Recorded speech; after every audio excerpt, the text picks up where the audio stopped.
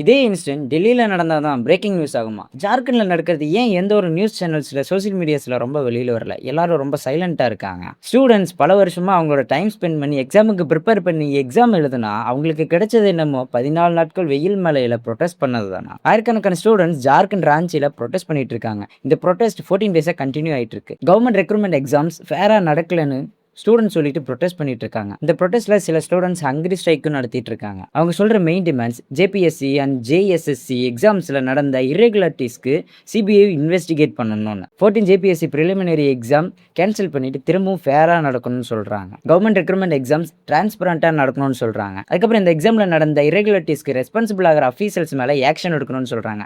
ஸ்டூடெண்ட்ஸோட message simple: எங்களுக்கு sympathy வேணாம், எங்களுக்கு ஜஸ்டிஸ் தான் வேணும். ஒரு கவர்மெண்ட் எக்ஸாமுக்கு பல வருஷமாக ஸ்டூடெண்ட்ஸ் ப்ரிப்பேர் பண்ணுறாங்க.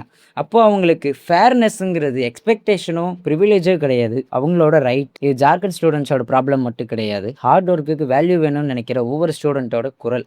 நாமளும் நம்மளால முடிஞ்ச சப்போர்ட் அண்ட் ஸ்டூடெண்ட்ஸுக்கு கொடுப்போம். பாய்.